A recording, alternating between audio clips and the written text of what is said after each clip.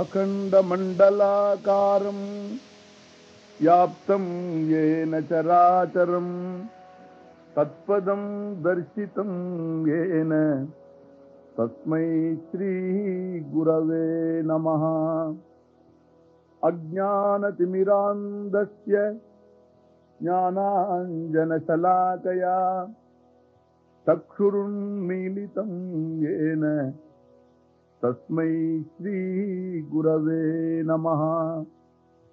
गुरुर्ब्रह्मा गुरुर्विष्णुः गुरुर्देवो महेश्वरः गुरुरेव परं ब्रह्म तस्मै श्री गुरवे नमः। स्थावरं जंगमं व्याप्तं यत्किंचित् सचराचरं तत्पदं दर्शितं येन तस्मै श्री गुरवे नमः। चिन्मयं व्यापि यत्सर्वं त्रैलोक्यं सचराचरं तत्पदं दर्शितं येन तस्मै श्री गुरवे नमः। सर्वश्रुतिशिरोरत्न विराजितपदाम्बुजः वेदान्ताम्बुजसूर्यो यः तस्मै श्री गुरवे नमः। चैतन्यशाश्वतशान्तः व्योमातीतो निरञ्जनः बिन्दुनादकलातीतः तस्मै श्री गुरवे नमः। ज्ञानशक्तिसमारूढः तत्त्वमाला विभूषितः भुक्तिमुक्तिप्रदाता च तस्मै श्री गुरवे नमः।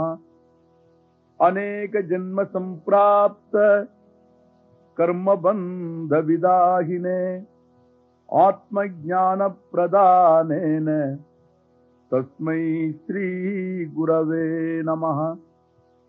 शोषणं भवसिन्धोश्च ज्ञापनं सारसम्पदः गुरोः पादोदकं सम्यक् तस्मै श्री गुरवे नमः।